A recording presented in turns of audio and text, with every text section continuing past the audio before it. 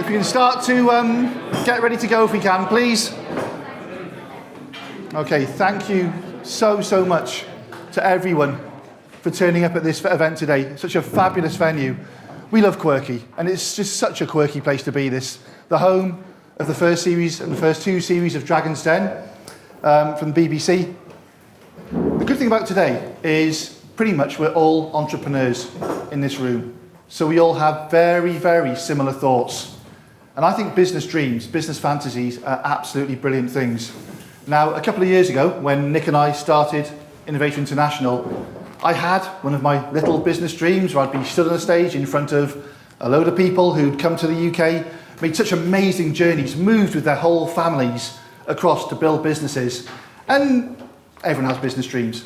But to see this happening 2 years on is just incredible. It's so humbling and amazing to be stood here in front of the panel and you guys appreciating the journey that every one of you has been through.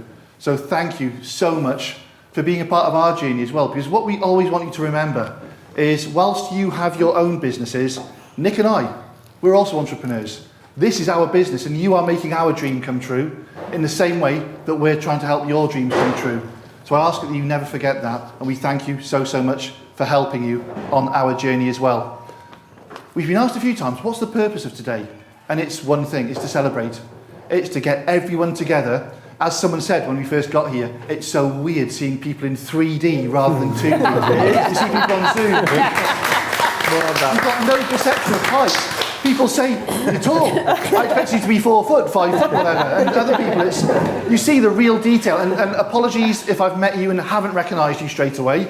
But it's just overwhelming seeing so many people who feel so close to us in one room at one time. And as Nick said earlier to someone, it feels like meeting up with old friends. And that's just a phenomenal, fantastic feeling. So hopefully you all enjoy the event. This is a celebration of everything you've achieved, but hopefully a chance to make new contacts. Remember, do use your QR codes. Most of them will link to your LinkedIn accounts, unless you've asked them to link somewhere else. Make contacts, ask questions, enjoy the event, and just have a thoroughly enjoyable afternoon. I do have to do one small piece of housekeeping. If there is a fire, there aren't many exits from this building, but we do go straight down the stairs, out the front or out the back, and we have to congregate on the right outside the main door. Follow whoever's running the fastest. I'm sure we'll all get to the same place, and we can then take a name check if we need to. But certainly we all hope that that won't happen. I wanted to mention my first business book, and I took a lot of effort to bring it here today, and unfortunately I've left it downstairs, so I'm not going to hold it up now, but I will tell you about it. It's a book called Your Ideas Can Make You Rich, and it was the first ever BBC Dragon's Den book, and the photos were all taken in this very building. Rachel features on a lot of the pages with her advice. There was one specific piece of advice, actually there were two.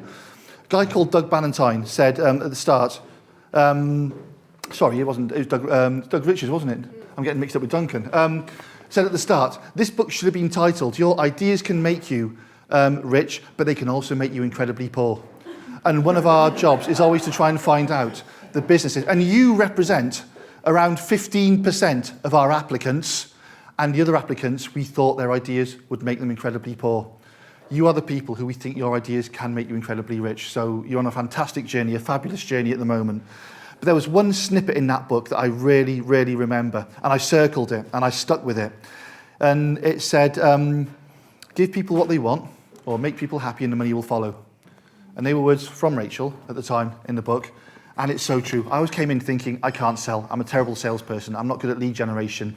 And when I got my head around the fact you don't have to sell, you make people happy, and the money will follow, everything changed. That whole mindset changed, and it took us to quite a different place.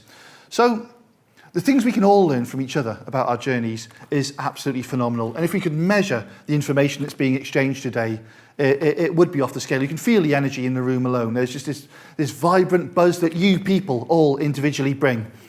When we set this up, it was meant to be a fairly basic business support program. Good. But when we put you all in a room, and Andy, how long ago was Success GPS Group 1? Year and a half? Yeah? We saw the energy in that room, and you were all bouncing off each other.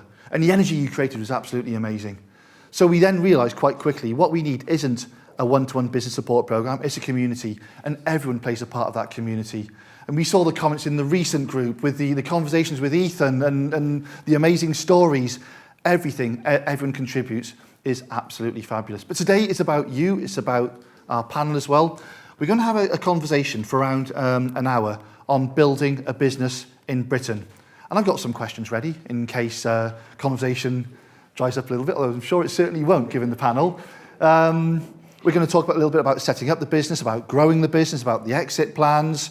And I will be calling on certain people, most of them know who they are, fortunately, in the audience for questions here and there to add to the conversation. But to start, I'd like to introduce you to our panel, some of whom you know, some of whom you don't. So starting on the far end, we've got Nick Roach, who a lot of you have met and is my co-director. Thank you very much. Thank you. Nick, 30 seconds. Tell us a bit about you. Tell us a bit about you. Do a song and dance joke. No, don't do a joke. Song and dance, anything. Married to a wonderful woman, got 3 fantastic kids. Happy. And thank you very much. And to be fair, Nick doesn't talk about this much, but Nick's background is helping set up and run one of the largest business support programs across the UK, which is why if you need help with food and drink or digital and creative or another sector, Nick knows someone. Nick, 20 seconds on Growth Accelerator. Just mention what that program was about and what you did.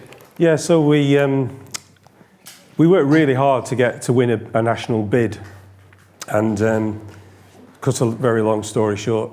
So it was about 150 million quid worth of government money, a contract we won to deliver business support right across the UK.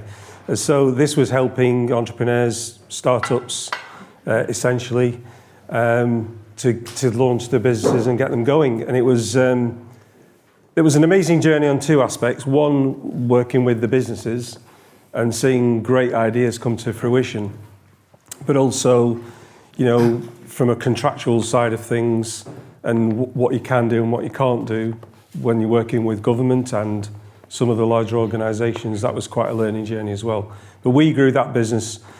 At the time we won the contract, we were 2 million quid, and then we went to 11 million in 4 years. So that journey of growing a business so quickly, you go from 10 staff to 120 staff, it's white knuckle stuff. So, you're hanging on at times. But you learn so much when you go through a period of rapid growth. You can learn 20 times more than an MBA or, growing a business over 20 years. So Thank you very much, Nick. So rapid growth, employment. Nick's been there and now he's here helping you. The next one. The next person I'd like to talk about is Lady Karen Hockenhill, or Karen to most of you, of course. Most of you now do know. Thank you very much. Thank you. Nick and I, when we started, we thought, Nick and I, this is our business, we're going to run it, and we're going to be very happy, blah, blah, blah. We didn't want to employ because things were a challenge, and we just grew so quickly. We thought we need to bring people in. And the right people who had the right skills happened to be within our family. So most of you now know, not all of you, Karen is actually my sister as well. And I'm just so grateful to have family as a part of this business. There's a lot of family in the business. Some of you will have dealt with Emma on the way through, who's my wife. James is Nick's son, and you may have dealt with Julie as well, who is Nick's wife. So we do have a good, close-knit family business. Thank you very much. So Charlotte.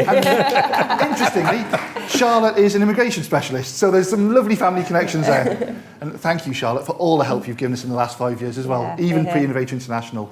Karen, tell us a little bit about yourself. In particular, you've had to move around a lot, relocating your family, so you know the journey that people have gone through. Introduce yourself. Tell us a little bit. Hi everybody, absolutely mind-blowingly wonderful to meet you all today. Thank you so much for coming. I'm deeply moved by, as Rich said, the 3D use rather than the 2D, and I do feel like I've gone from being in a computer game to actually being in real life, and it's just amazing, so thank you. I'm a HR and training professional, but what I really do is people. I love helping people to be the best that they can be and helping them to find a way to be the best that they can be. The other thing that I can really appreciate the journeys that you've all been through is that I've moved 17 times in the last 30 years to 5 different countries with my family and with my children. I understand how it feels to go to a new country and not know anything, not know how to do things, how to find things, not have anybody there and think, oh my goodness me, I've landed in this different place and now I've got to survive. What do I do? I get how that feels. And we believe the best way for you to get to your business quickly is to create your environment that's going to allow you to thrive and for your businesses to thrive too. So that's what I hope to do. I absolutely adore working with you people. You're just amazing. I have so much respect for the journey that you've been on and that you're going to go on, and I'm so privileged to be a part of it. So thank you. Thank you. I will introduce some of the other team members here as well later on. So just so you can put more faces to the names as well. Where do we start? Where do we start with Rachel Elner? Well, a name that most of us who have seen Dragon's Den knows. Has been on some fantastic tunes, given out so much advice on television that a lot of us have absorbed, taken on, and has helped driven our business journeys as well. So, Rachel, so delighted to have you here. It's a pleasure to meet you as well. Can you please tell people a little bit about your history and what you do? What do you do? Where do you start? Well, hello everyone. So my invitation to be on Dragon's Den came through creating a company called Red Letter Days, which I took from nothing to being a multi-million turnover market-leading brand. And I struggled for a lot of years with that company. It was an experiences company, so we sold trips in hot air balloons and motor racing days and health spa days. And what it taught me is that you can be trialling and testing, but when you get the formula right, the floodgates can open and a business can exponentially grow very, very fast. So it was the Red Letter Days business that got me on Dragon's Den. And it was actually 16 years ago that I was sitting in the end seat there on the very first series. And what Dragon's Den has done is, and similar series like it all over the world, it's created an explosion of interest in entrepreneurship and inspired so many people to go into business. But as Richard said, you know, most people who go into business end up poor, not rich. So as a result of being on the show and having so many people approach me asking me to mentor them and help them and get involved with businesses and speak at events, I ended up becoming a business mentor and a business author and speaker. And so I've spent at least the past decade helping, inspiring and empowering others on their business journey. These days, I'm particularly interested in what's unfolding globally as well. I'm something of an activist because what I see unfolding on the planet is a global corporate hostile takeover bid. And I think anyone in business needs to be very aware of that context of what is unfolding, because I think it's going to impact on all of us. And I think it's very important for us to be aware of that and to navigate that and to be a stand for a different way of being, because if we allow the 1% elite to control everything, then it's kind of game over, especially for the small business owner. Thank you very much, Rachel. Thank you very much. A face that some of you may recognise. Andy, from Forward Thinking, and of course many of you have been on the Success GPS course. Andy, I'm not going to give you an introduction, you can do it all yourself, mate. Fire away. Well, I'm a bit overwhelmed, to be honest, Richard. Same here. I mean, like you said earlier, real people. It's real people, real 3D people. But you said something about, you know, this is like being in a room full of friends, you know, and I didn't know what to expect today because I've met some great people in the room, but I feel so humbled of having worked with you all, and it's just been such a great thing for me to be part of your journey, because something I've searched for all my life is to be and feel like I've been part of a community. And actually today, being in the room and talking to some of you, I genuinely feel like I'm part of your journeys, and it's such a great feeling. I'm not alone anymore. I've got my tribe, right? I've got my people with me. So what do I do for those that don't know me? So, you know, my background's in technology. I grew a business. I turned it around from, you know, it was failing. You know, it was 15 million, then it was 14, then it was 13. Then the boss basically threw it at me, said, you be MD, You know, you've got the ambition, you seem to know what you're doing. I don't know what I'm doing, so there you go, you do that. And it was torture. It was really hard because I believed in myself, but I was getting everything wrong. I wasn't a really good leader. But anyway, long story short, I did manage to reinvent myself into the person I am, my authentic self. And we grew that business from 12 to 14.6 to 19 to 24.6 in 3 years. And we did it with 20% less people because we create a belief, right? And belief's a big word for me. Belief, belonging, community. And also, those that have worked with me, you know the mountain thing, yeah? Because my nickname is the Sherpa Guide. Because I believe growing a business is hard. It's really tough. It's like climbing a mountain if any of you have climbed a big hill or indeed a mountain. You get halfway up, you feel a bit sick, you feel tired, you feel out of breath. Maybe you want to come back down. Maybe just get a job instead. But no, something is compelling you to keep going to the top. Because when you get there, it's an incredible feeling. You know, and I know some of you relate to that journey, that mountain. We talked about it downstairs, you know. You're all making those steps, and sometimes they just feel like small steps. But every day, when you know where you're going, you know what it's going to be like when you get there.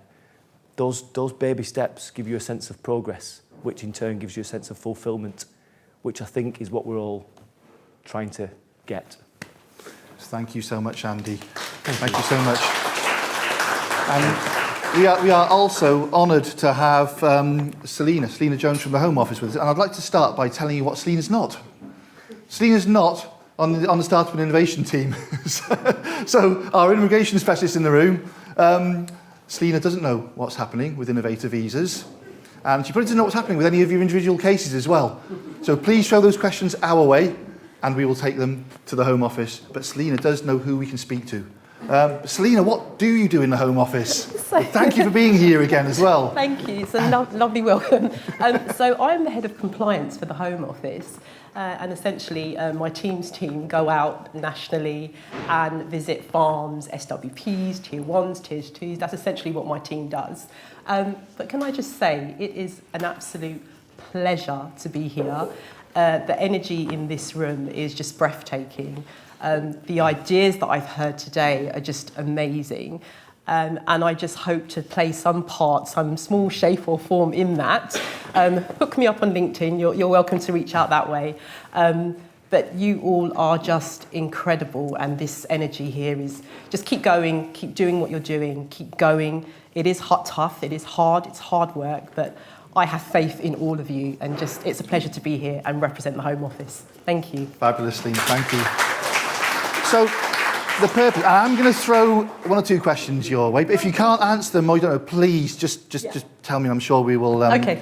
We'll deal with those separately. But the purpose is for you five guys to keep the conversation flowing. I do have received the questions in the event that we do come to a natural end, and I will be choosing people in the audience who can help as well. But the one thing I'd like to start is so please, feel free to build on the back of each other's conversation. It's about you five guys the next hour or so. So what I'd like to do is start with one really question to Selena.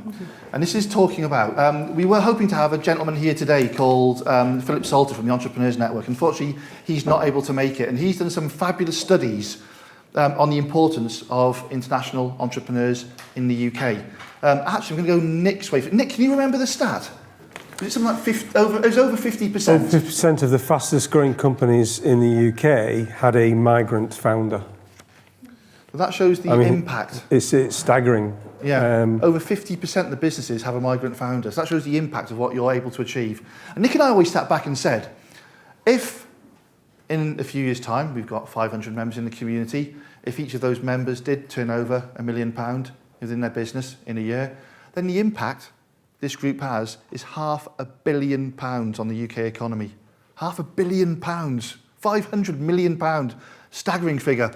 I think one of the core reasons for that as well, from what I can remember of reading the report, was a large part of that success was purely down to the resilience of those people that, I was saying before to Rachel, so it's one thing starting up a business and getting that going and making it successful. That's tough in itself.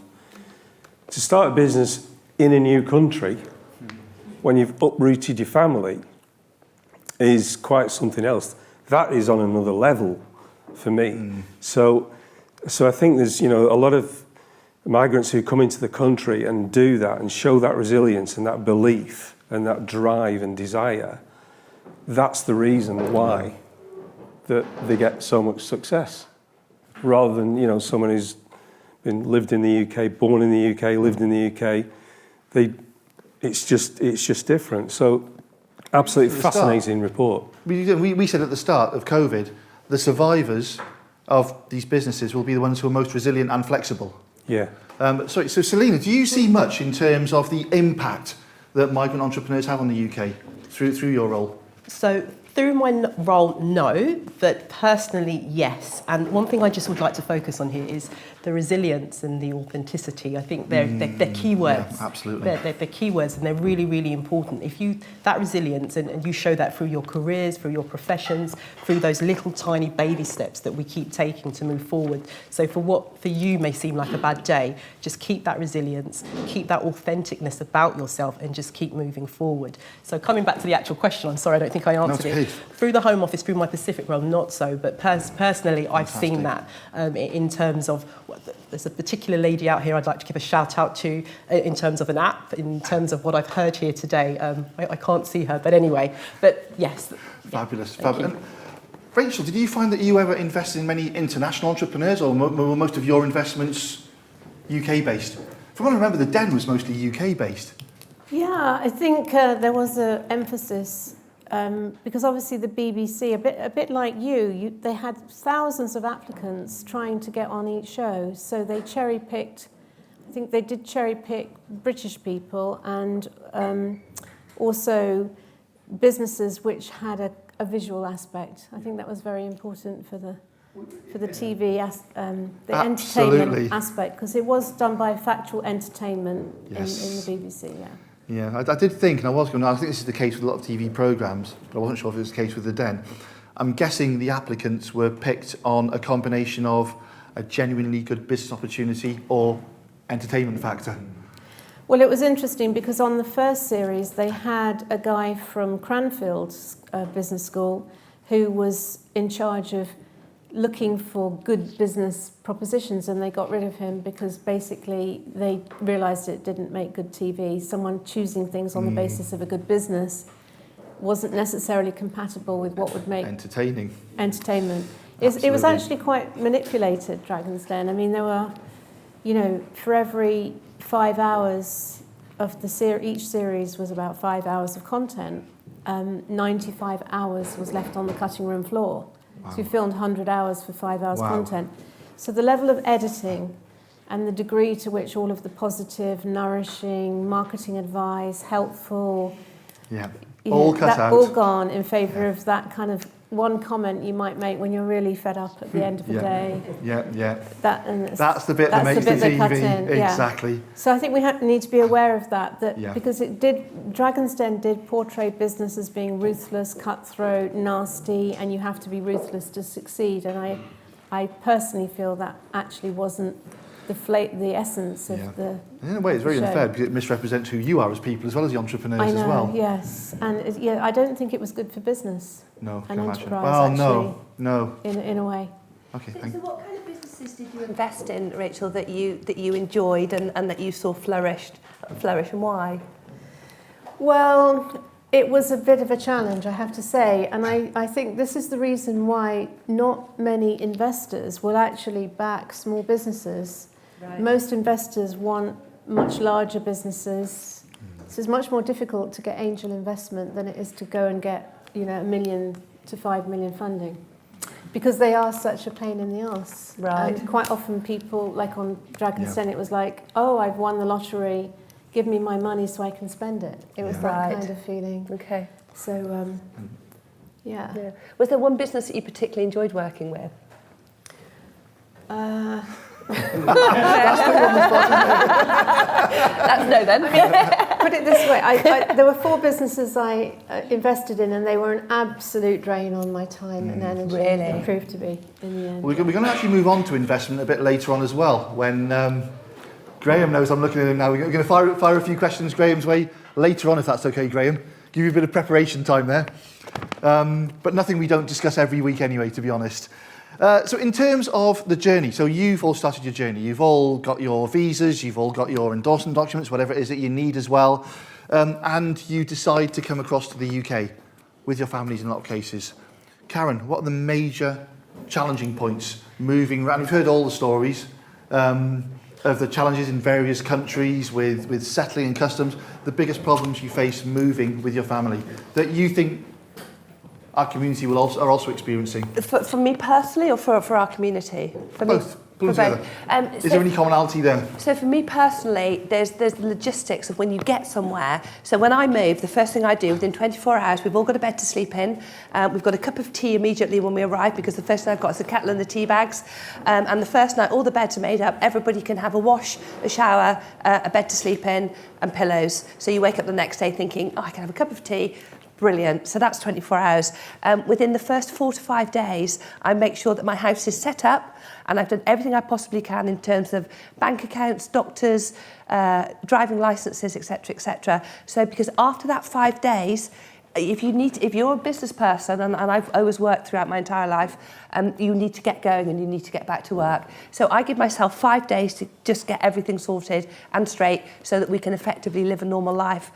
And after that 5 days, my top tip is don't worry about it, because you won't see it. And actually, my daughter said to me a couple of years ago, she said, Mum, do you think I could possibly have a lampshade for my bedroom?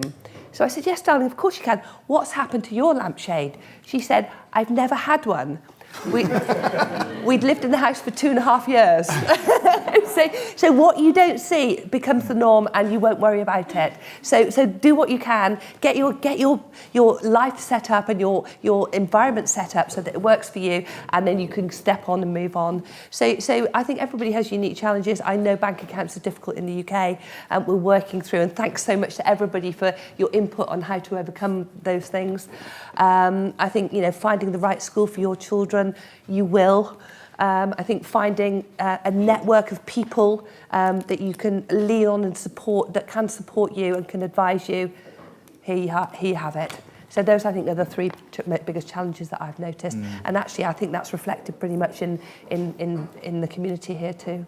I think the important thing to mention is that we were hoping so much that we'd have the Innovator International app live a couple of weeks ago, but due to some challenges with Apple, it's been delayed a few weeks. It will be out in the next few weeks, so everything you get on the website, you will be able to get through an Android and iOS app within the next few weeks. Please do sign on to Insight. Start using Insight. Insight has access to accountants, bank accounts, and various other specialists. And if there's something you want that's not on Insight, don't go quiet. Email James. James, where are you? Hand up. James is in the corner.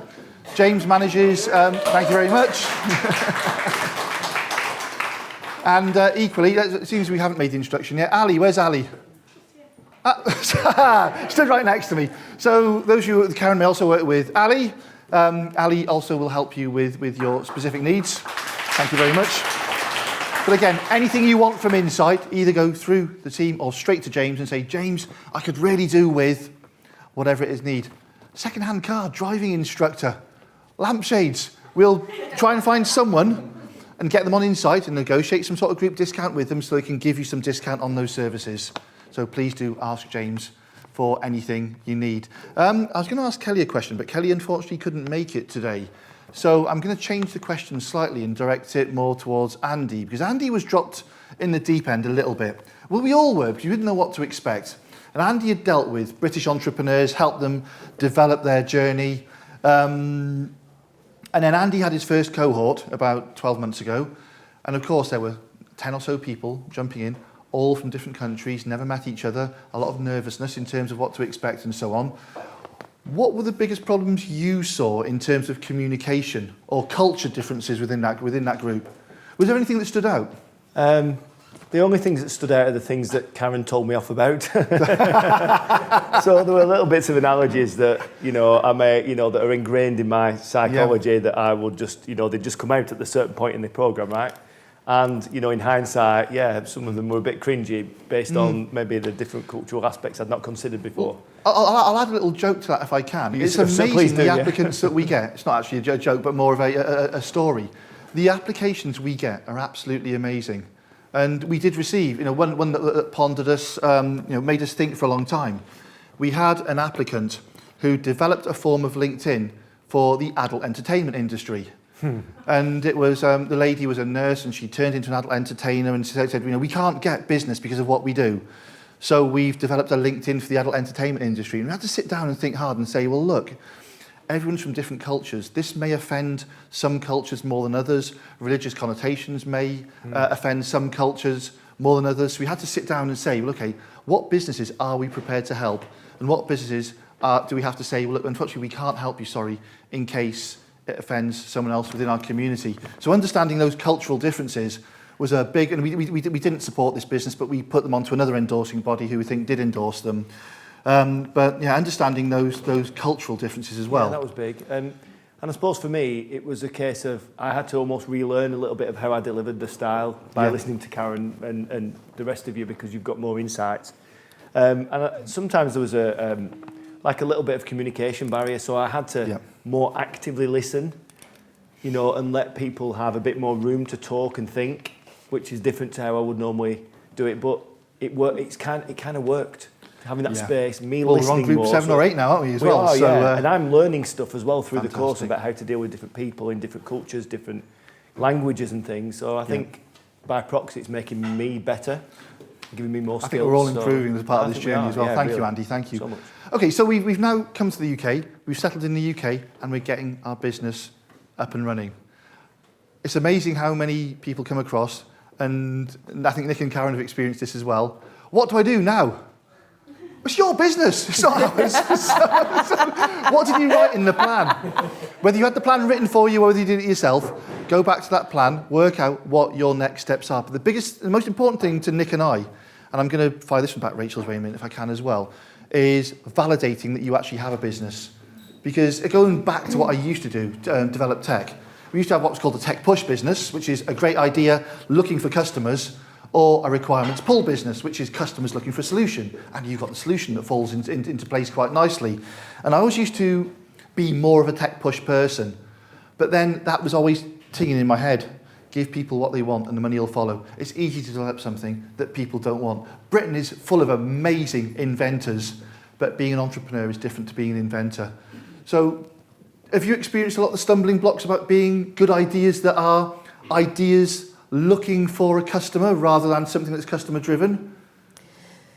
Yeah, so I just want to pick up on that point about business plans, because before I went into business, I spent 7 years in accountancy, and always I used to specialise in taxation, so I'd get a new client and I'd read my way back to the file, and at some point I'd find the business plan. And it was just so interesting to read the business plan and compare it to what actually unfolded. Absolutely. So because a business plan is a good exercise because it forces you, it disciplines you to think and to put it on paper. However, I think it's really important to realise that actually in business, it's a constant feedback loop. So you're trialling and testing, adjusting and adapting, and so your final business or your business may develop in a completely different way to what you've thought it was starting out. Yeah.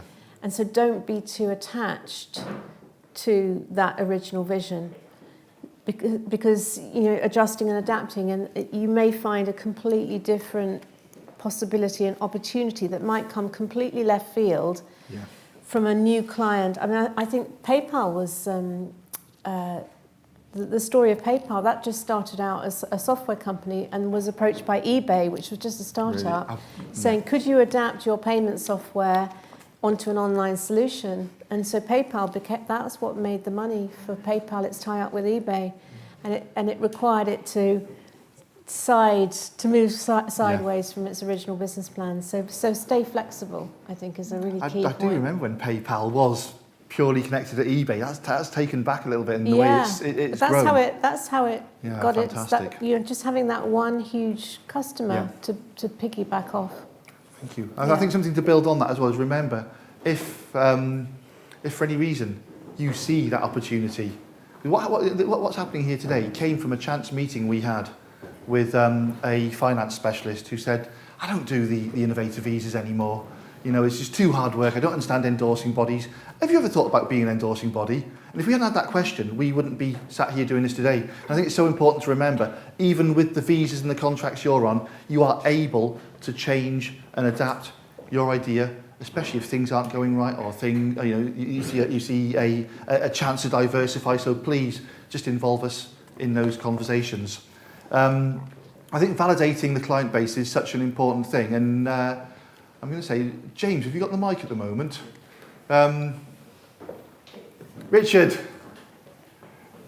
can I throw a question your way? I don't know why I'm asking that question, because you're not going to say no, are you? So one gentleman I'd like to introduce you to, who's been on the most amazing business journey, is Richard Few. Now, some of you have been on the Sales Geek course. 4.5 years ago, Sales Geek was a dream in Richard's head. Richard, can you just summarise in a couple of minutes the journey that you've been on and where you are now? Yeah, it's like being on a really fun roller coaster whilst getting punched in the face every 3 minutes, I think is the best way to describe it. No, it's been fun. It's been emotional. It's been tough at times. I think you can't be in business without learning how to manage all the emotions that you're going to get thrown at. But no, we've had a great ride over 4.5 years. From the outside looking in, we've had a lot of success. We've won some awards. It's been great. But 18 months ago, in March 2020, all of our income was tied to our guys being in rooms with other people. So we lost 80% of our income pretty much in 10 days. We spent the next 4 months developing an app and launching it, which we still believe to be the world's first free sales education and community app.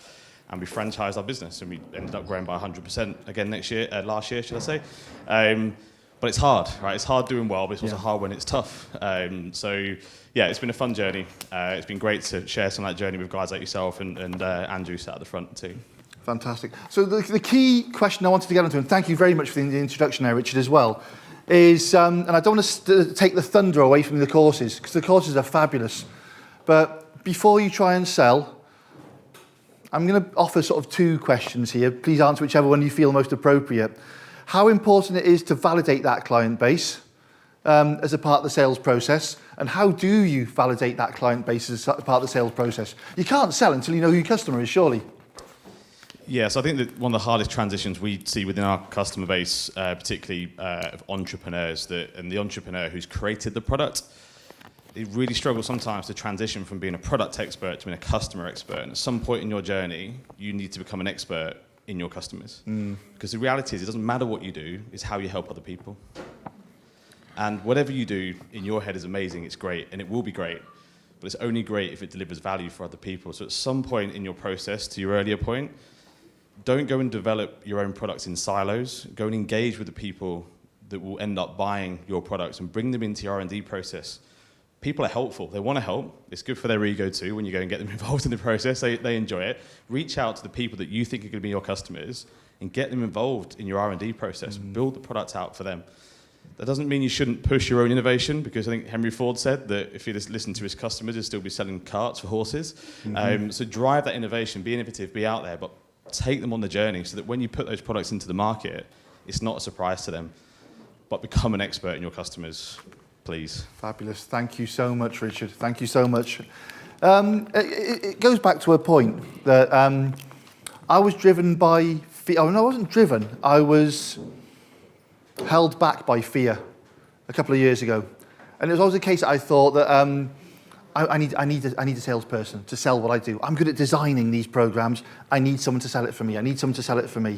And someone said to me, no one will sell it as well as you because no one understands it as much as you. Well, Nick, what are your thoughts on, do you always need Nick or Karen, do you always need someone to sell your product for you? Or are you ultimately the best salesperson for your own business? I've met so many people who've said to me, I can't sell. Or the first thing I want to do when I can afford it is to employ a salesperson. And honestly, in the vast majority of cases, they are the best person to sell it, and particularly in a small business, because they have that level of belief, of authenticity, of knowledge. You've got to be, your customers, they want to be talking to an expert. They want to be talking to someone who knows what they're talking about. So that level of expertise usually, certainly in the early days, lies with the entrepreneur. So why on earth should it be anyone else but the entrepreneur that's actually doing the selling? And I think, Richard knows this Richard Few, that is. Richard knows 100 times better than I do. But selling is a bit of a dirty word, and particularly in the UK. And that's a cultural thing. It's absolute load of nonsense. But, you know, that's the way that people perceive sales. And what you learn is that if you've got the right solution for a customer pain, if you've got that level of authenticity that you can get across to your customer base and you can make that connection with your customers, you are selling, but you're not, if you know what I mean. You know, you're not having to go out there, generate leads, you're not on the phone 10 hours a day, people telling you to clear off, putting the phone down. That's not what it's about. You know, it's about all the other bits that we've just been talking about. So very often people think, I'm not a salesman, therefore I can't sell. I don't want to sell. Well, that isn't it. Absolutely. And we pop to Andy and then across to Rachel again. Andy, what are your thoughts on the positive sell versus the negative sell? And by what I mean by that, the negative sell is something you don't really want but you need. Insurance, you probably have to push it a little harder, you probably have to sell it a little bit more, against giving someone what they want. I mean, Success GPS, it's clear it's giving people what they want, so surely it's an easy sell, right? Yeah, so I think one of, you mentioned, Nick, there about the world perceives sales as some sort of it makes us all a bit squirmy when we have to sell some stuff, including me. I've never been in sales. I've run sales teams and stuff, but I've never actually been in a sales department selling. And I've had to reframe that myself in my own mind, because selling is not sales, it's helping. But what is it helping? It's helping someone solve a problem. You know, if someone came to me and said, Andrew, I want to start a business, but I don't know what sort of business I want to start, I'd say go out there and find a problem and solve it, and then create your business around that.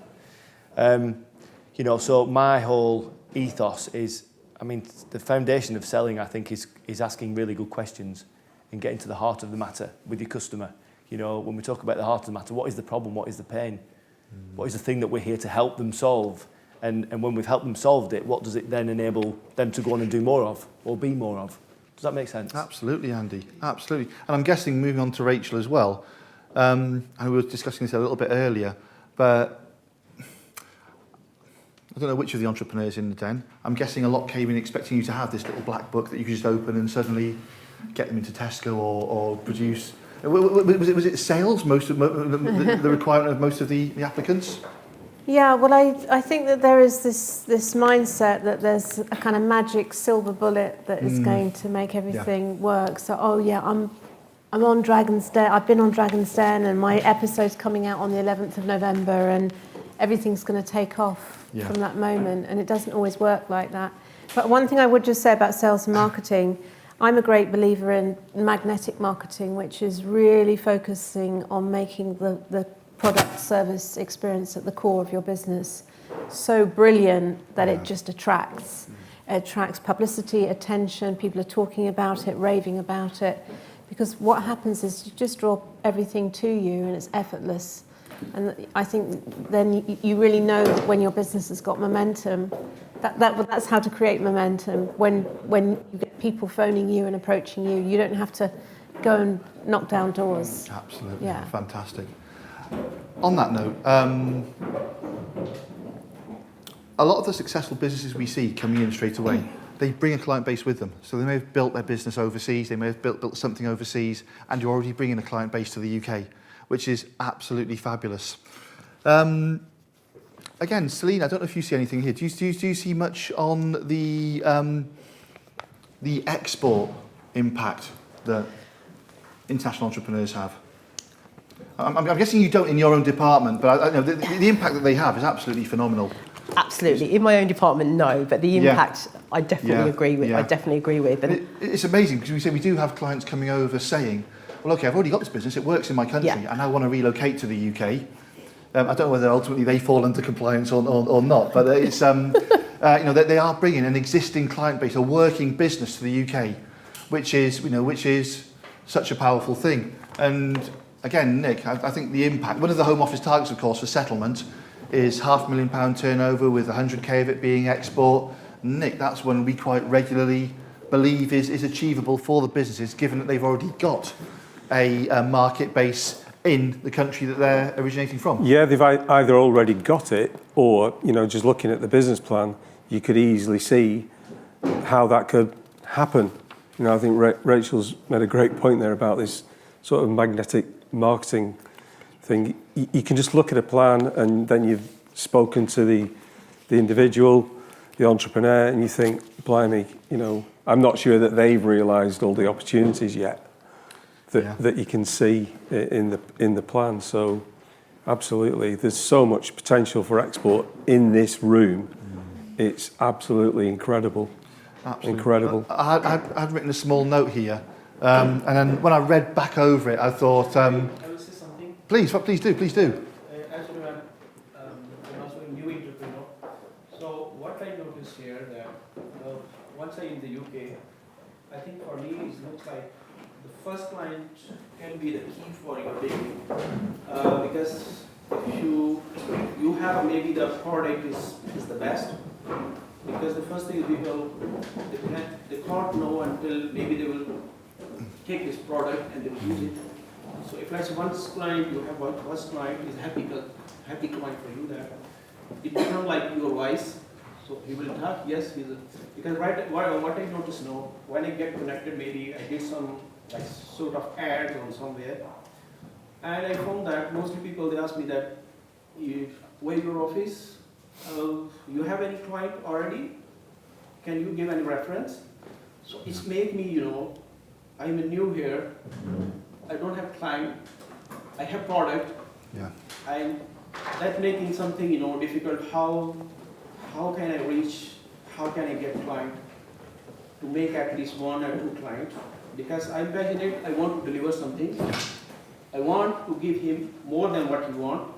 But let's try me. So what I did one of the company here, because my idea is more about the legal firms, is a software base that provide them communication and the legal software management program. So I give them, I said, okay, you can try it. And they took it.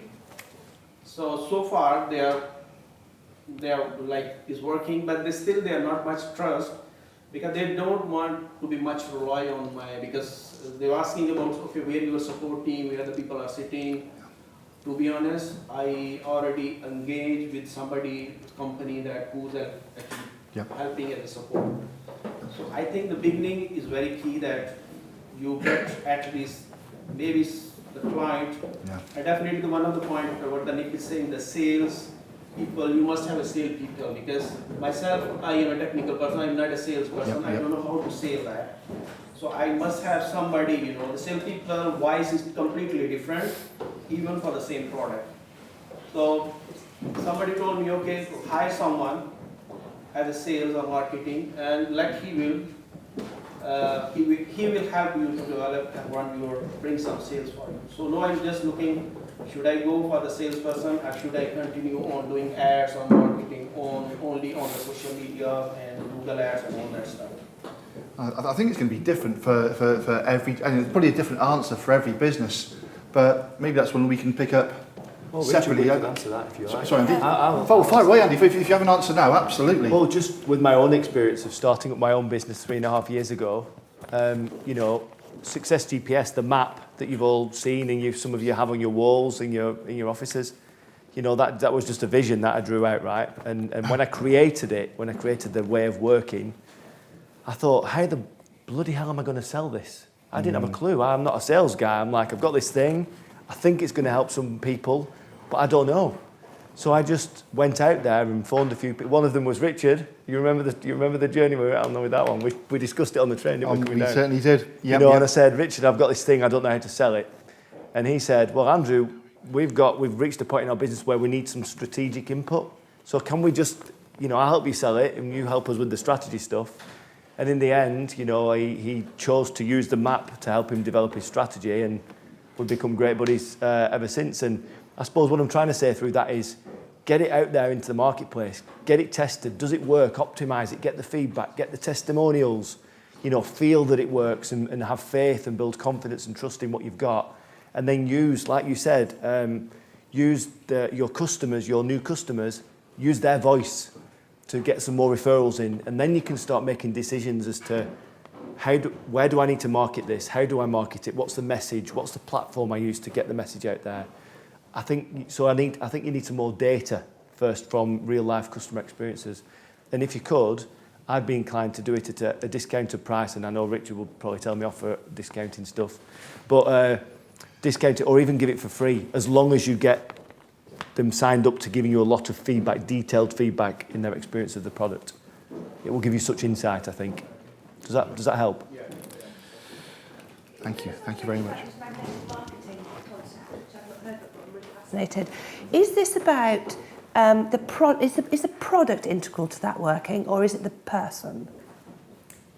Well, it's about realising that the most important element to marketing is the product, service or experience at the heart of your business. So the more you put energy into that, the easier it is to market. So marketing, in other words, sales and marketing isn't something you do at the end of the process. It starts with creating something really compelling at the core. So it's kind of like a honey pot, and then just bees just come because the honey is so delicious, you know. That's the visual way to think of it. So to put that back to you, Adil, that your product is something that people are going to want. So it's understanding how you can take Rachel's words and apply it to your product. Yeah, but I think you're doing that because you're working with a client and you're honing your product to their requirements. So hopefully they will love it so much that then they will rave about it, and then it will become an industry standard thing for every legal firm. Yeah. It's amazing as well in the plans, thank you, how often we see features rather than benefits. And if you haven't done this, looking at the difference between a feature and a benefit is absolutely brilliant. It's so important to your marketing journey, because I would say a lot of sales are probably based on the benefit you can give, where a feature is something about a product, a benefit is the value that it delivers to you. The feature of these glasses, they have long arms on them. The benefit is they stay on my ears, they don't fall off. So, you know, I don't buy it because it has long arms, I buy it because it stays on my face. So it's understanding the whole features benefits thing, if you don't know it already, is really, really something good to learn about. And I had written one comment, and when I wrote it, I looked back over it and thought, a salesperson could actually take that really offensively. So Richard, this is not meant in an offensive manner, but I had written down, is the best way to develop your sales skills to have a personality transplant? And what I actually mean by that is I always thought I'm not a salesperson. I have to change my personality to become a salesperson. And I realised it's not actually true. It's more a case of I was always trying to sell rather than to let people know we had something that they wanted. And the one thing, the big shift, you know, salesperson people would always say to me, it doesn't matter about the 99 that say no, it matters about the one that says yes. But I get hurt by the 99 that say no. It's just me, it's just my nature, and I find that hard to take. But I think one of the big differences there is, again, now we don't actively market what we do. We put out what we do, and the one who wants it will just naturally gravitate towards us. I mean, in the sales process is I'll put those back to Karen again, is a mindset of being able to take rejection an important thing. Do you know, I was going to say, don't ask me a question about sales. Well, let's throw it Andy's way instead. I'll talk about mindset all day. Yeah. Do you know, I'm going to ask Ali's view on this. So, Ali, when you're involved in selling something or finding buyers, thank you, James. Finding buyers for your product, people who you deliver benefit to and who will pay you for that, do you have to have a mindset that accepts rejection, knowing that the 5 that say no don't matter? Even though they will have very valid feedback, it's the one that says yes who matters the most. Yeah. Do you have to be able to take rejection? Because I find that really hard. So my experience of sales would suggest that if you are truly customer focused, and you're talking to a customer who decides that your product isn't for them, then you've still supported that customer in either knowing about your product or working out that your product isn't for them. And that's absolutely fine. Yeah. You can then move on to the next customer with that's okay, I'm okay with that. This customer might want it. It's worth me presenting it to this customer. I know they're struggling with that pain or that issue. And you can satisfy and help support them with that. So this is the sort of conversation that's going on LinkedIn at the moment. Thank you so much, Ali, because the penny's dropped there a little bit. the people I'm guessing who are the most unsuccessful in sales are the people who just dive in straight away with the pitch. Whereas the people who are most successful in sales probably learn about their customers first and don't even try the pitch until they know they have something that the customer wants. That, fire away, Selena, fire away. I'm going to tap in there and just use a quick analogy. So one of the things, or one of the roles within the Home Office is around research and policy.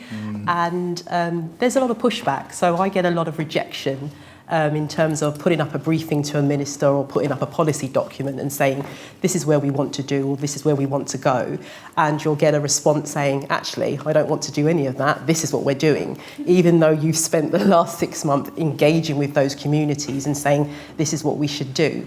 So I would say to all of you, and I'm just using this as something from my own knowledge, that rejection is an essential part of what happens, but be authentic to yourself and reach out to that customer and continue with that mindset and your own values.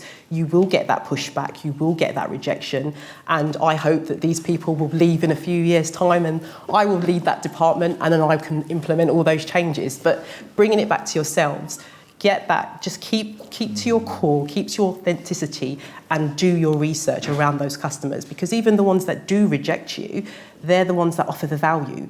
They are the ones that can tell you, actually, I didn't like this about the app, I didn't like that, I didn't like the usability, I need to do this a little bit more. So it is hard to take, and it's something to kind of, it's not nice to hear, but you can actually learn from it and move on with that. And yeah, just talk to people about that as well. But yeah, do use the feedback in a good way, because it can help you push and develop and discover other areas that you may just pivot into. Thank you, Steve. It's so important that as well, because rejection is such an important thing.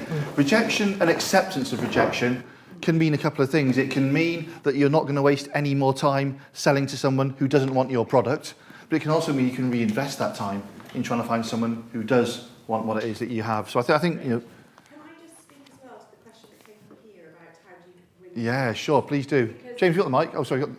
Thanks. Because what I was hearing was actually you're still at the market research stage.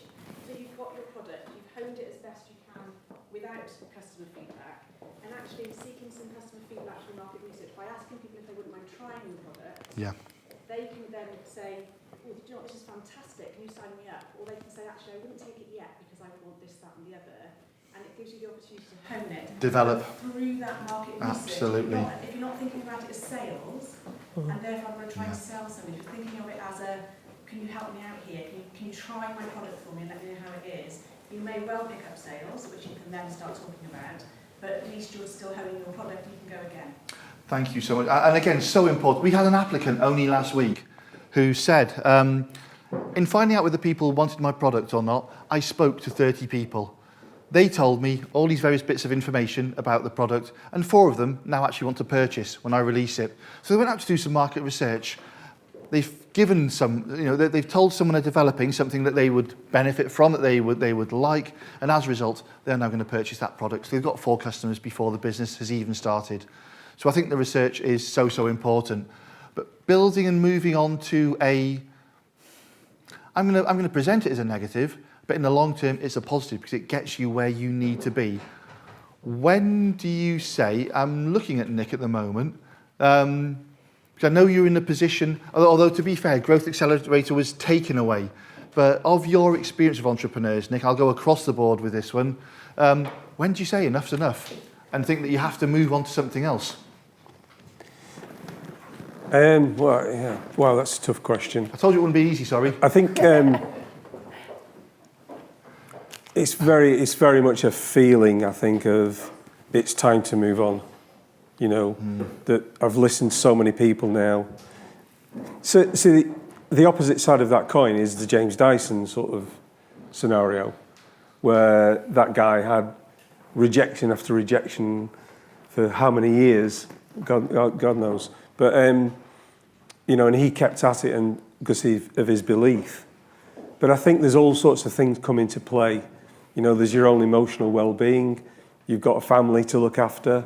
And if the business isn't generating what you need for your family, then even though you might still believe in it, you might be forced to go and do something else and park it for a while. So there's a lot of personal factors involved in that. But at the end of the day, I think for most people, apart from the Dysons, if you're really struggling year after year and it's not delivering what you want, and the one thing I would say is if you fall out of love with it, if you don't believe in it anymore, that's the time to walk away, probably.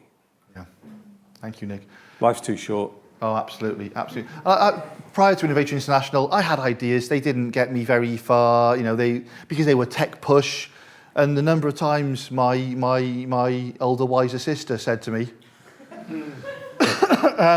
if it's not working, you have to just go and get a job. And I didn't. Those ideas didn't work, but we are where we are here today. Karen, when do you stop on an idea and say, enough's enough, I've got to think of my family first or whatever, or my finance first? Yeah. What sort of signs do you... So I think we've got a unique community here, and that we have timescales that we have to hit that timescale, the 2-year or the 3-year or the 5-year. So I think part of it is looking at that and saying, how realistic is it going to be that I can develop and grow? I want to come back to the points that Selena and Ali made about feedback as well. And thank you to everybody who's been involved in pitch deck sessions, in feeding back to each other through the different communities. When somebody's put out there, this is my logo, this is my strap line, this is what do you all think? And that feedback is so valuable and so important for each other to say, yeah, is this viable or not? So I think you weigh up all those things, you weigh up your market research, and you make a decision as to, okay, do I want to go ahead with this or not? And we do actually have one entrepreneur in the room who has hit a brick wall and has looked every which way to be able to find a way around the brick wall and couldn't, and actually said, do you know what, I'm going to stop because I'm now coming towards the 12-month point. I don't think that I can spend any more time in this, and has actually started a new business, and that business is starting to flourish. So it is possible, you can do it. And I think, like everybody else has said, it's a judgment call on get the feedback, listen to what other people are saying, be realistic, have a look at your business plan. Is it feasible to do it in the time? And if not, then it is possible to say, do you know what, I'm going to park that. You don't have to leave it forever. You can park it and possibly come back to it at a later date, but then start something new or fresh that you do believe in. I think so many... I would add to that as well, trust your gut. Your gut, your instincts will be telling you something, and sometimes that's the imposter telling you something's rubbish and not good enough, and that's needs addressing. But sometimes it's just this something not right, and I would always say explore that, what's not right, and get to the bottom of it, because it might be once you've got to the bottom of that, you start moving forward. Fantastic. Thanks, Ali. Thank you. When do you say enough is enough? From an investor point of view, or from a business owner point of view? Yeah, well, as we were all speaking, I was just thinking back to the early days of Red Letter Days when absolutely nothing was working, and we weren't making any money, the phone was just never ringing, and everyone, all of my family, all of my friends are like, oh, you gave it a good shot, but it's probably never going to work, and give it up. And the thing that transformed the business for me was actually asking for help, because I think you can get quite egotistical and sort of, because hey, I'm in business now, and there's to actually have the vulnerability to say, I'm struggling, I need help, is quite a big thing sometimes if you put on a front of success. But that was actually the turning point for me, because I'd had to go back to freelancing in taxation, and I said to my boss, I'm really struggling with this, what do you think? And he said, well, I've got a client called Barry Davis, and he's a designer and he knows about marketing. Why don't you go and see him? And it was actually this guy's input that helped me to just change the way we communicated the offering. And with that one little twist, it's a bit like a child trying to put the triangular block through the triangular hole, but it's not, it's slightly out, and it just won't go through, and it's struggling, and it's pushing harder. Whereas sometimes you just need to just slightly adapt it, and then it just goes through the hole very effortlessly. So sometimes that, what I said earlier about trialing, testing, adjusting, adapting, till you get the formula right, because once you get the formula right, a business can just go so fast. It's incredible. I think it's funny you say that as well, because when we were doing something a little different, a different form of business support to what we're doing now, we knew something wasn't quite right. So we found out what regional support was available to our business, and we found out you could have a free digital mentor. And we had a little bit of help with digital marketing and understood that our branding and our product placement was all wrong. People wouldn't go to a company called Training for advice on research and development, for example. So we changed the identity, changed the website, had different websites for different things, and suddenly things started picking up. And we didn't really change what we were doing, but it was the presentation of what we were doing that made it so different. Andy, you're always encouraging people to carry on the journey. Yes. When would you say stop? Thinking about my past, I would say very simply, it's when you stop believing, similar to what others have said. I don't mean when your belief decreases, I mean when it stops, when it ceases to exist. Because I've been twice that I can recall properly, and the bad moments really in my past where everything's got so bad that I thought I'd lost belief, but there was still a glimmer, a tiny fragment of belief left. And for me, like, there's always a way. If you've still got belief, there's a way, you just haven't found it yet. So do something different, find it, throw everything up in the air, see how it falls down again, and mix it up a bit, and just go for it with every inch of your life. But if you've lost belief, it's time to quit, it's game over. Because your heart's not in it then, you don't feel it. And if you don't feel the business, it has no meaning for you. And if it does have no meaning, you're not going to go through the fight, the battle to get to the top. You know, it's finished. Absolutely. We've had 4 business perspectives. The beauty of Selena being from a different discipline, I guess there are times in your role where you say, enough's enough. I've got to draw the line here. So can you bring a different... Can you bring a different perspective to when you should stop doing something? So I have a completely different perspective on this. I have been told throughout my career no several times, and I tend not to listen. One of the things that you said earlier about mentoring and asking for help, I wouldn't be sitting here today but for a particular individual. I wouldn't be in the position I am today but for asking for help. I think, again, that probably comes down to my mindset and thinking I can do everything on my own, whether in business or in my career, and that clearly isn't the case. But I do have once someone says no, I'm like, I will do it. I have to prove that I can do it. So one of the things I think has been essential is the mentoring and the coaching. So if you have to give up, all valid reasons, really good, but I would just say reach out to someone else, someone who can give you a different perspective, maybe a different way of coming at it, a different way of how maybe you're being perceived to the way other people perceive you, whether that be personal, whether that be the product or the act or whatever it is. So I would say there is something around coaching and mentoring and reaching out to professionals before you get to that point, because there are times I've wanted to and not, and just sought out an extra opinion or someone outside the organisation's advice, and that's just shifted everything for me, and it's truly worked. So yeah, but that would be my point. Thank you, Selena. Thank you very much. That's absolutely fantastic, because I think, that's such what you just said there. Yeah. It sums up the community and how we want people, obviously not just to interact with the Innovator International team, but each other. There's so much experience, and knowledge and skill in the room, and people have all had different journeys. Some of us at a more advanced stage of the journey than others, but learn off that experience and feed off that experience as well. And one thing I have to say, that things never surprise you really in life and business, but what has been amazing with our entrepreneurs, with you guys, is there's been quite a few instances where people have obviously got a lot of experience, a lot of knowledge, and they've still got involved. And you think, why are these people offering so much of all this? When really they've done it, they know it, and they've got all this experience. But they do. And I think it's an attitude thing of just, how that person is. I'll just shout out to Ethan in particular, who's, he's come on to our courses. He's been absolutely amazing in helping people.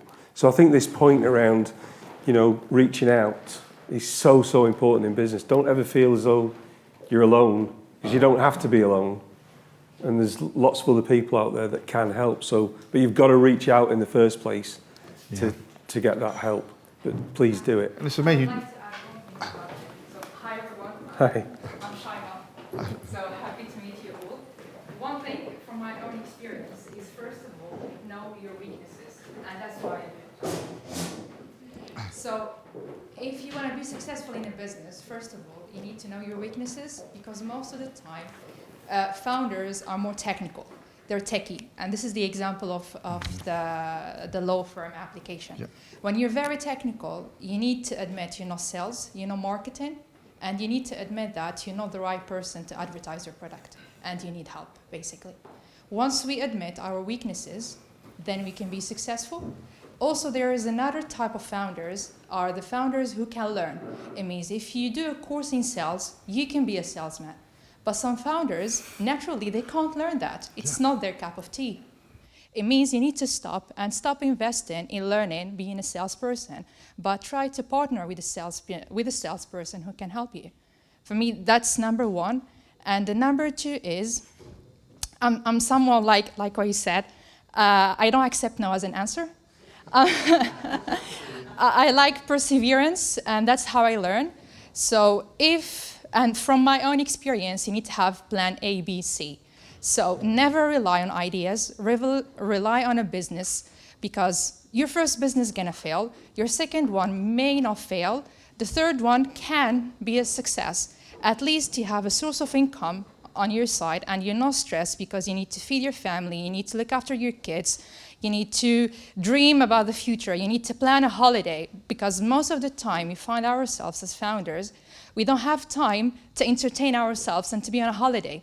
And we deserve all to be on a holiday, even if we are business owners and we stress day and night. So it's about knowing your weaknesses from day one and accept them, try to overcome them. If you can't, reach out for help. Absolutely. Thank you so much. That word you used, holiday. What is a holiday? I've heard of the word, but that's my weakness. Sorry, I don't take holidays, and I should. Thank you so much. I'm going to combine the last two bits into one. I know we're running out of time, and I'm sure you've got so many questions. And the last two bits I'm going to tie together are about, some of you will want to grow your business indefinitely, have this business for life. Others of you will probably want to hit a point and sell the business, certainly when you've hit your targets and so on, and then move on and do something else. I'd like to introduce you to two people in the room very quickly. Only one of you is going to get a question, though. Firstly, a lot of you have had the support of Matthew Forshaw, who's our accountant, in setting up your business and having a fabulous accountant in the business. Matthew, can you just stand up, give us a wave so everyone knows who you are? There's Matthew at the back. So if Matthew is your accountant or has helped you set up your business, please do stop and say hi. Buy them a drink downstairs. They're free anyway, so you don't have to spend any money on that. But equally, thank you, Matthew. I've not got the question for you, fortunately. The question I've got is for Graham Niven. And Graham, a lot of you will have seen Graham's video on Insight about preparing for investment and so on. If you start to think about selling your business, and for a lot of these people here, it's going to be in 3 to 5 years. And it's a big, big question, this, and there's probably a lot of answers to it. But what are the main things you need to have in your mind if you're building a business to sell? What do you need to think of at the start? I'd say the first thing you need to think about is making yourself indispensable. Because if you don't make yourself indispensable, then it's hard to sell. It's not hard to sell a business. It makes it harder. If you assume that you want a lot of money for your business, then you need to make yourself indispensable, because otherwise it's so tied up to what you're doing. And you as an individual, they're buying you, they're not buying the business. That's the first thing I would say. Now, obviously, when you're starting off, you're not really thinking about it. You're just trying to keep it going. You're just trying to keep cash flow going and stuff like that. So I would say that's one of the biggest things I would say that business, when they come into selling, that is. And I also get involved in selling businesses, and typically people try and sell the business too quickly. They don't prepare. It's like selling your house. You don't leave all your dirty washing lying around. You don't. You just make it look nice. You bake bread. You tidy up, etc. And you need to do the same thing with your business. Make it sellable. Okay. Make it. And when I say sellable, that means things like financial information. I'm an accountant by trade. I can't help it. It's just what I am. And I've talked to business. I raise money for businesses. That's what I do. And so many times I talk about. I say, well, can I look at your accounts? Well, the accountant's got them. And then you say, all right, I'll talk to the accountant. And then you talk to the accountant. And they say, well, I'm waiting for this, I'm waiting for this, I'm waiting for this, I'm waiting for this. I struggle to... Most people, those sorts of people know how well they're doing in the business because they've got cash in the bank. And that's the only reason they know. They don't know whether they're making money. They just know they've got cash in the bank. And ultimately, cash is... I know cash is everything. I go on about that a lot. Cash is everything. But you need to understand where you're making your money, and more importantly, where you're losing your money. So so financial information is, for me, a key to ultimately selling your business, because people will ask, either trade buyers will ask if you're selling it to someone in the same sector as you are, or if you're selling it to a venture capitalist. Venture capital, I mean, they'll be crawling all over your business looking at it in terms of the financial information, just involved in selling a business at the minute. Trade buyers are not too bad, but venture capitalists, it's just niggly to the point of the extreme. But then if you run your business well, that's fine. So those two things I would say. Okay. Someone described it to me once, a bit like selling a car. If you go to sell your car and someone comes to buy it off you second hand, every little scratch or dent in it, they'll knock 50 quid off or 100 quid off. But when that 50 or 100 quid is 50,000 quid or something, I guess takes a much bigger hit on the end position. Thank you so much, Graham. Thank you so much. And again, if you have a position where you think you might want to sell in a period of time, there's no better starting place than Graham. So do please connect to him on LinkedIn and fire away any questions that you have as well. Unfortunately, Graham, you probably have about 100 questions on your LinkedIn Friday morning now, so apologies for that. But so moving back Rachel's way, what's the most attractive thing about a business as an investor? The person. The person. Actually, yeah. Did you often invest in the person rather than the business? Yes. Yeah. Because it's people that make things happen. I mean, I just know this through having been on Dragon's Den and fielding hundreds of emails that, ideas are really 1,000 a penny, really. I mean, everyone's got a great idea, but there's very few people who can take an idea and make it into a business reality that has got growth and profitability. That's the talent. So, and as we said about motivation, people who can run the marathon, who can keep going, no matter what obstacles, because that's the thing about the business journey. It is a bit like the hero's journey, like Jason and the Argonauts or something. You're constantly coming up against challenges, and so it's people that make, great people that make a great business. One word we haven't mentioned, endurance, isn't it? I think adding endurance to resilience and flexibility, they're key things. I'm looking your way now, Nick. Thank you, Rachel, because I'm appreciative we want to get the questions out to the audience. Before we take the questions to the audience, given what you've heard today and given what you understand, and because you'll have a different perspective as well on things, if you had one key takeaway tip for the audience today, it could be on business, it could be on settling, it could be on moving, it could be on selling. Unfortunately, you've got the shortest time to think about this. What's your key takeaway tip for the international entrepreneurs out here who are all building businesses in Britain today? Two things. I think keep believing in yourself and use the community. Oh, use the community. Absolutely. Yeah, right. Absolutely. Nick was quicker than I thought with that, Karen, so you still haven't much time to think either. So for me, it's authenticity. Be who you are, be believable, really genuine, believe in what you are and sell what you are, because that's authenticity for me is key to everything. Rachel.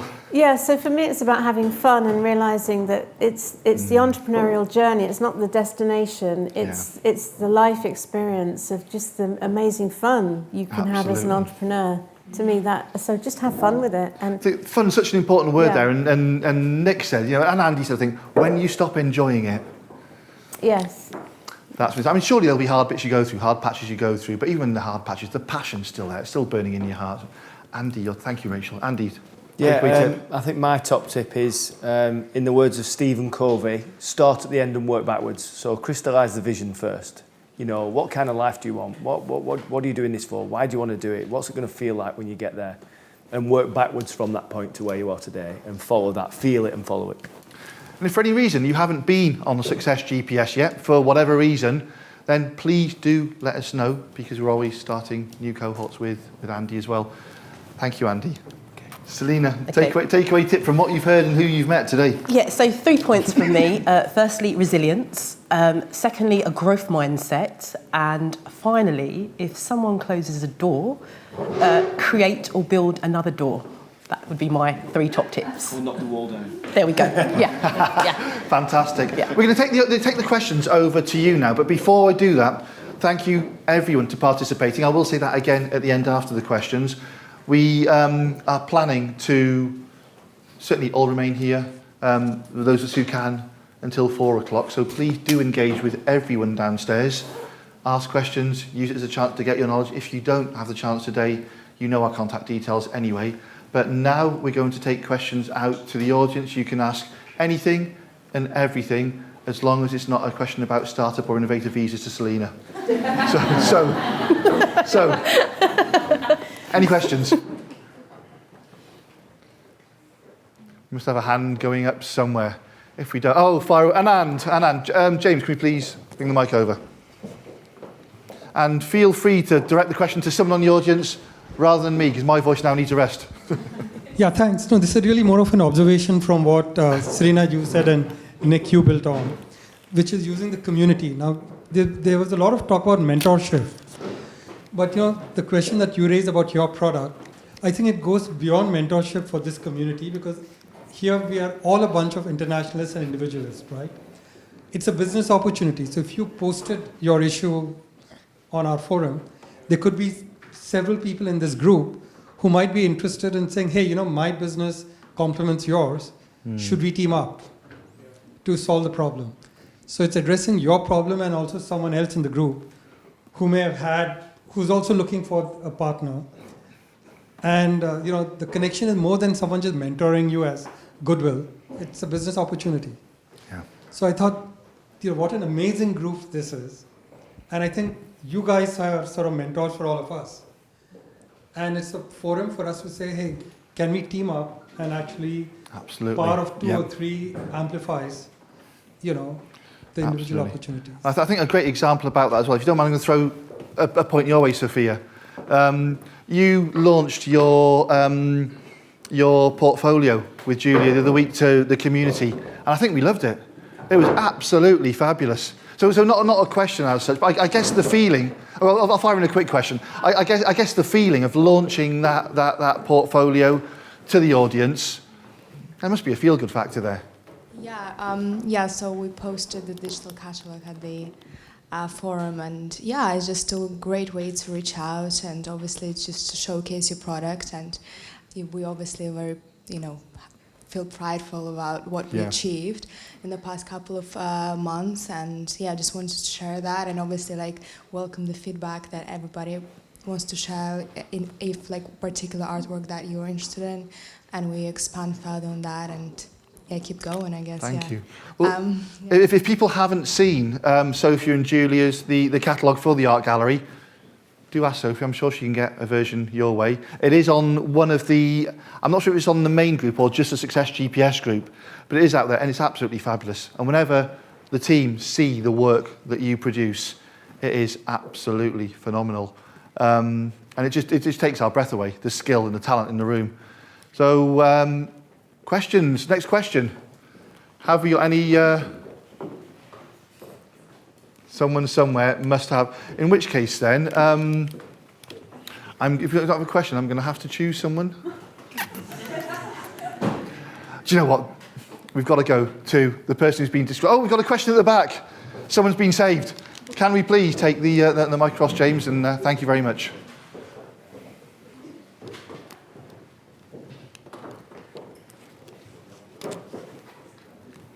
Hello. Yeah, it's working.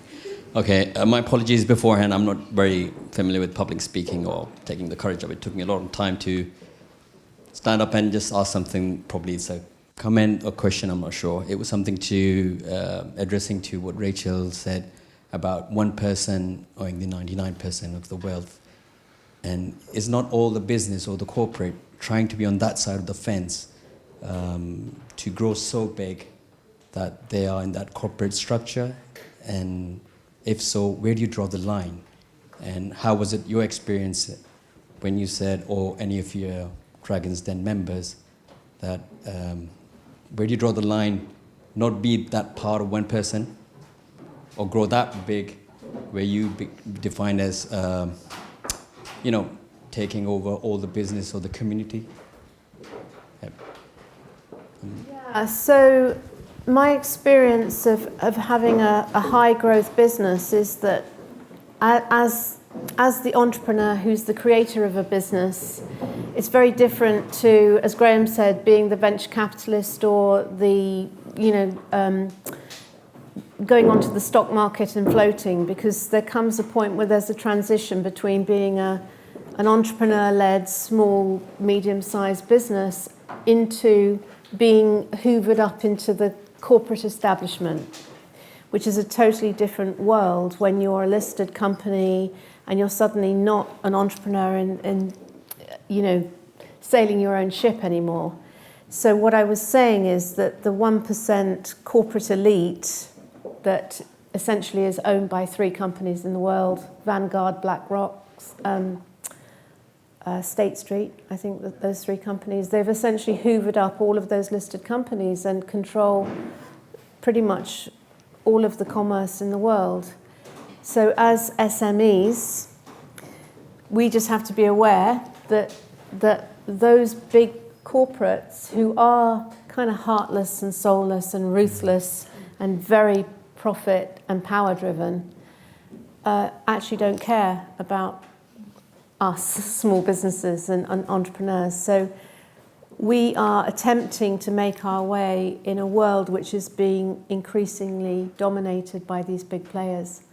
I was having a conversation with someone earlier about lithium and chips, and that they're all controlled by China. And so as a small business, you're dependent on all of these supply chains, which are becoming increasingly more difficult. Just look at gas prices. Suddenly, someone somewhere decides, who controls the gas, decides, oh, we're going to hike our prices 40%. They can pull the rug from under a small business very, very fast. So that's the backdrop under which we're all operating. So it's just to be very aware of what's unfolding, because that 1% corporate elite, the World Economic Forum companies, the strategic partners, are very, very powerful and dominant. And it's just to have that awareness. What can we do about it? What can we do about it? Now that's the big question. Because it's very dangerous to have so much power within a very small group of people. So from a personal point of view, I am personally part of creating a whole alternative economy, which is outside of that, which is much more grassroots, because we need to take back the power. And we were talking about power. Yeah. Power is a fascinating concept. Just simple things in terms of having your own food supply, water supply, energy supply. Yeah. So you're not dependent, so that you've got local suppliers and contacts as opposed to having to be dependent. Just look at the petrol shortage. Just suddenly, overnight, no one could get any petrol. So building that local community and structure is actually, I know we're all international here, but from a personal point of view, I just think that's so important at the current time. Totally. But that's a whole different kettle of fish. That's a different event altogether. Maybe that's the next event, Rachel. Thank you very much. So thank you. I just want to take the time now. I'm fully aware of the time and the fact we're probably going to have the longest queue in the world for the only 2 toilets downstairs in the next 5 minutes. So I just want to say to everyone, and I'm going to start in a roundabout way. Firstly, thank you so much to our team, to Nick, to Karen, to Ali, to James, to Charlotte, to everyone who supports us, to Richard and Matthew, and Graham, Andy, and everyone else who helps put the glue in the community and hold it all together. Thank you ever so much to Rachel for coming along today and giving her the wealth of experience and knowledge that she's got. And I'm sure there'll be a lot of people here, including myself, interested in seeing how what you're doing develops now as well. If people want to find out more about that, Rachel, do they scan your QR code and go to your site there? Well, actually, your QR code is my LinkedIn, which is actually, I don't use LinkedIn. Oh, it was meant to, sorry, I'm sorry, that's a mistake we've made. It was meant to be. Okay, in which case we'll send it out separately. You sent me the link. Do you mind if I send that link to the community? I've actually switched to Telegram now, because Telegram is the one platform where you can have free speech. And there's so much censorship now, like on other platforms. So Rachel Speaks Out on Telegram is my channel where if you're interested in everything I've spoken, that's the whole river of information on Rachel had sent me a link to this prior to the event, and we've made a small mistake with the codes by the sound of things, so we will send a link out to you for that channel after the event. So thank you so much. But the biggest thanks of all I want to make is to everyone in this room, because, before I go back, I'm going to go back and split the room into two. The immigration specialists and business plan writers in the room, every single client you send us or you ask us to help with forms a part of this community. So you should feel pride today as well in everything that's here, because you've been a part of building this. And we thank you so much for allowing us to be a part of that journey with those entrepreneurs as well. But most of all, to everyone in this room, thank you so much for selecting us as one of your business support partners, as your endorsing body. Today is just so overwhelming. It's so emotional to see you all here and to meet you in person. But I can't thank you enough. Before I finish, I'd like to say, Nick, if you've got a closing note, anything you'd like to add to that as well? No, just to, I have to say it is slightly emotional, because met all you guys and on Zooms and WhatsApp calls, and to see everyone in person today is it is slightly overwhelming actually, but it's so fantastic, and hopefully we'll be having lots more events. Well, if it carries on growing the way it is, as they sort of said in Jaws, we're going to need a bigger venue. Yeah, and honestly, and this might sound a bit cheesy, but honestly, it's true. So we've got the best team that I've ever worked with in my whole life, and we've got the best clients. Yeah. We did say, when Nick and I started this business, we said, what are we going to do? And we said, we just want to work with people we like working with. And it's strange, because you work regionally, and there are a lot of clients who, they want everything for nothing, and they complain a lot. And I think it's the nature of regional business support programs. But we don't have a difficult client within our whole community. Everyone is just, you're all such a pleasure to speak to. You know, you lighten up our lives as well, and just reading your plans to talking to you, it makes business an absolute pleasure, which is why we have so much fun. So I hope you enjoy the rest of the hour. Please feel free to stay up here. If you want to take photos on the chair for your social media or for a bit of fun, you can do. If there's anything left downstairs to eat or to drink, help yourselves to it. But we will be here until 4. Please ask us as many questions as you want or you need. And just again, thank you so much for coming. I hope you've enjoyed it, and thanks for finding the time today. Thanks, Richard. Thank you very much.